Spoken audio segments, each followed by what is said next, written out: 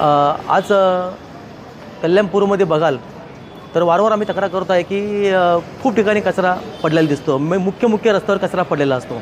त्यामुळे शहराची एक शान जी असते तीच जाते निघून. आणि आजही फोटो आम्ही काढले.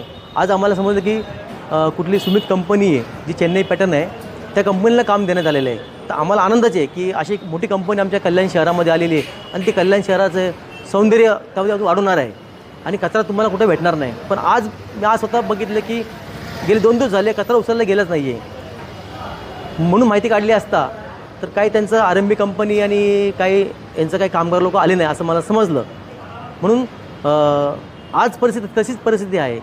तरी माझी प्रशासनाला अशी विनंती आहे की जी कंपनी सुमित कंपनी तुम्ही नेमलेलं आहे, ती कंपनीने एक चांगलं काम केलं पाहिजे आणि जी कचरा समस्या आहे कल्याणपूरला किंवा पूर्ण कल्याण डोंबिवली शहराला ती दूर झाली पाहिजे. एवढीच माझी विनंती आहे.